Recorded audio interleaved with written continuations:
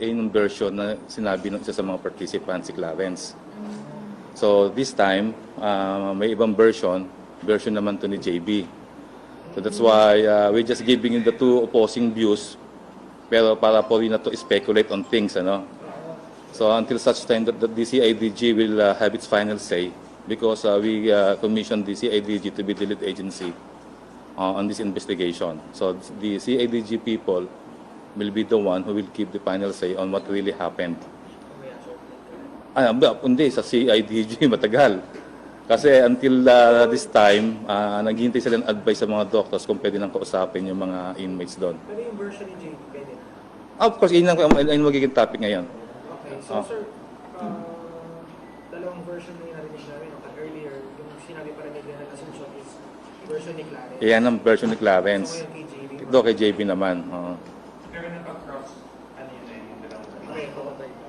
Magkaiba talaga eh. Kasi apparently, the version of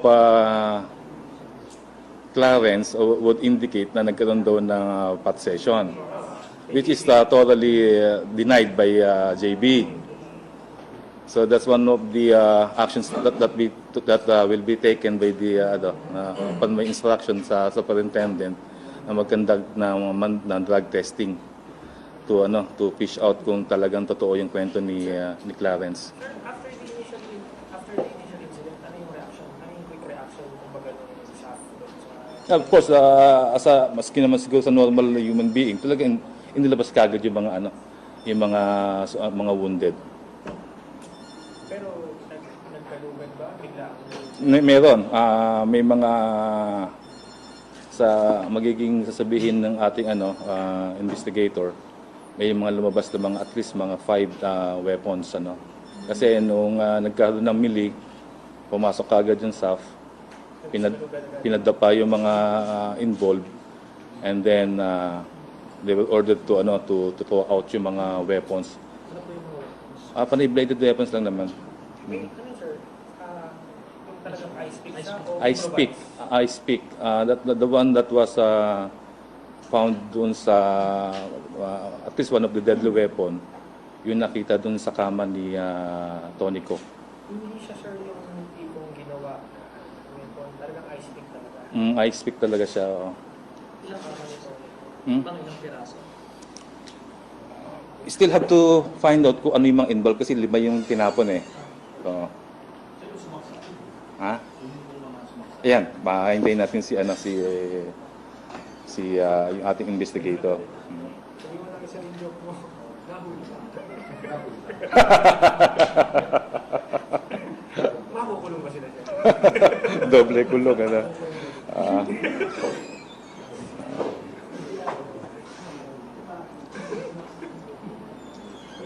Yung mga involved, ilan po sila?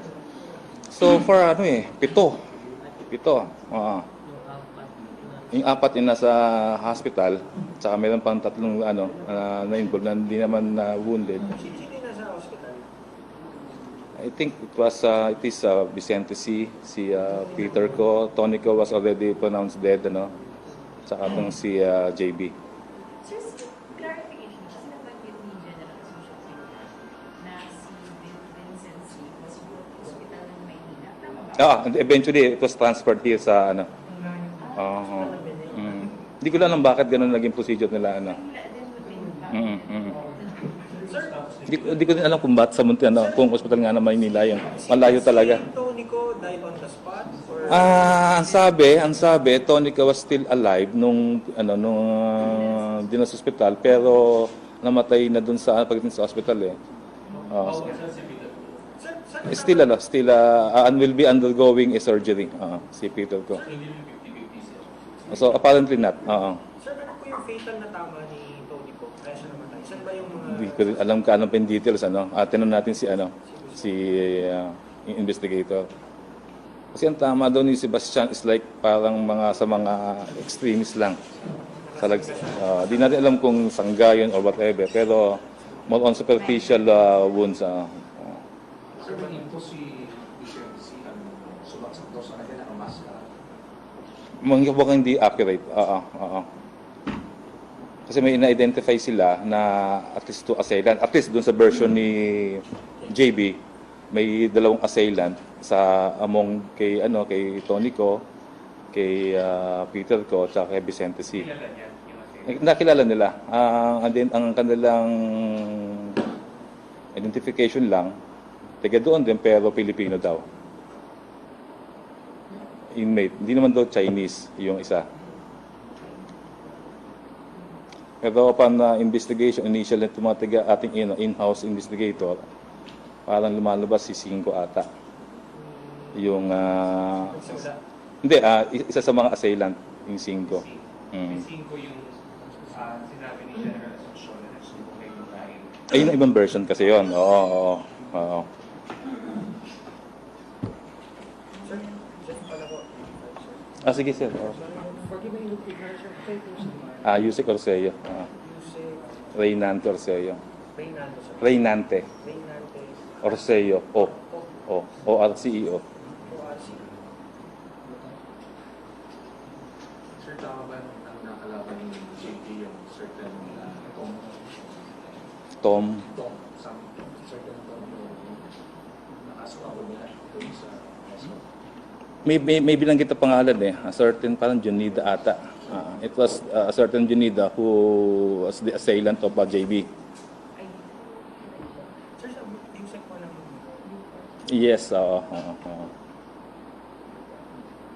So, pinabot yun. 0917 891 87 87. 87 87. Pero sir, sino ang parang sino yung pagsusupport ng mga testimony nila, yung mga sinabi nila Sebastian sa ni Clarence? May mga magsusuporta ba sa kanila na yun talaga yung nangyari? O may nakausap tayo third party? Of course, doon yun magiging weight na evidence, yung CCTV talaga. Pero sir, sa pagsilip mo sa CCTV, Actually, di ko pa rin nasisilip. Nahiya lang ako sa inyo, nandito na kayo. I'm still waiting for that CCTV na makita ko rin. So, hintayin mo natin yung ma-complete lang yung investigation ng CIDG. Saan mismo nangyari? Ha? Saan mismo nangyari? Sa Building 14. Doon ba sa may kusina? It happened in the mess hall beside the yung selda ni Natonico.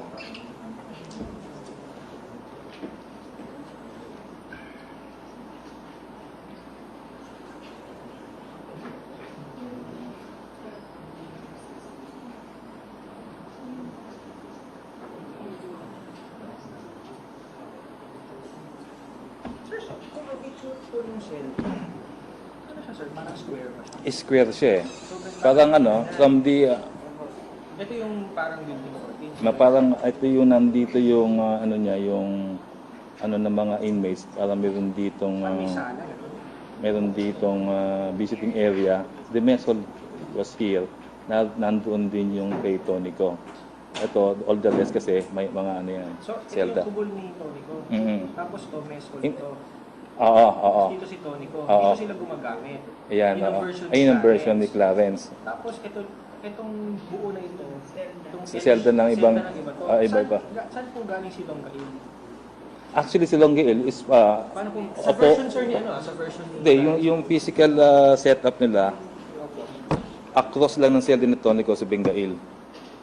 So, kung kung ito po yung parang Kung halimbawa, ito yung mess hall, may konting door dito, narito si Tonico, narito yung kay Bengail. Longgail. Yan. Oo. Ito mess hall ito. Mess hall yan. Narito si JB, narito yung TV. Nanonood sila ng TV. So nagkataon ni si JB. Mhm. Saan po nag-take place yung riot? At initially kasi dito may mga blood stain, pero most of the blood narito si Edris na to, sa kwarto ni, sa selda ni Tonico. So dito nga sila gumagamit. Si Longgail pumunta dito. Ito sitahin. Sa version niya, ano ba, sa version po niya, ni Clarence, pumunta daw dito. Tsaka na nagkagulo. Hindi, ang iba kasi yung version ni Clarence eh. Ang version ni Clarence, nakita daw niya, Papatseso eh. nagpapat-session yung tatlo. Sinumbong niya. Una nakakita si Sir, ikaw ba yung CPI? Yes, sir. Sir. Tayo. Asan si ano? Dito tayo. Sige. Game na ba? Ang mabigat yung version ni na Yes, sir. Ni- OIC kanina. ni OIC. Ito yung kay Clarence, ano? Yes, sir. Yung pangyayari dun sa patsession. Okay. At yung ano mo, yung na-download mo ng CSB. Pwede natin i-play later on siguro. May monitor date ay dito pwede natin i-play para makuha nila ano. Sino pwede natin utusan? Ito sir. Sir, sa... Play natin yung mga pictures doon sa ano. Tawag tayo sir sa option. Option, sige, tawag tayo. Line. Saglit. Sa picture ng mga... Nung nakuha na lang. Yan mo nga sa option yung mga picture na nakuha ng CCTV. Yes sir. Magpapit ka dito ng monitor. Nung drive siguro. Laptop, maybe. Meron naman tayo ano dito, di ba? Meron, sir. Ayun, meron na ano eh. Merong... Tinang sa option sila pwede mag-operate na. Sige po sir. Tapos tumawag ka na ng operator. Operator pati. So, para dito tayo Live. Telephone. Gamitin mo yung telepono. Meron. Meron dyan. we can start now, ano? So, sir, yung dating major yung version ni OIC kanina. Based from Clarence Dongay. Yes, oo. Now we'll be hearing yung KJB. So, okay, we can start now. Okay, live na tayo. Good afternoon. We will be presenting yung dalawang versions ng kwento. The one was yung version ni Clarence and then yung version ni JB. So at this time, we still have no final conclusive proof ano nangyari talaga. That's why we are presenting the two views. Now we commissioned the CIDG to lead the investigation. So all the evidences na nag-gather initially ng ating mga in-house investigator will be turned over to CIDG, and then for the CIDG people to come out with the final complete version ng stories kung ano yung talagang totoo nangyari, because sila rin yung mag-file ng cases later on. So siguro pwede natin simulan dito sa version ni Clarence. Sir. Okay, good afternoon, gentlemen and ladies. I would like to emphasize that these statements, is only partial report or initial report, which was stated by the OIC director this morning. Okay, so. There was an inmate by the name of Edgar Cinco. He saw that 3 inmates having a pot session as early as 7:30 this morning, and these inmates are Peter Co, Tony Co, and Vicente C. May nabunot yata doon. Okay. Vicente C. Vicente. This is Vicente C. Okay na. Okay na to. Mabunot. Of course. May namatay. Okay.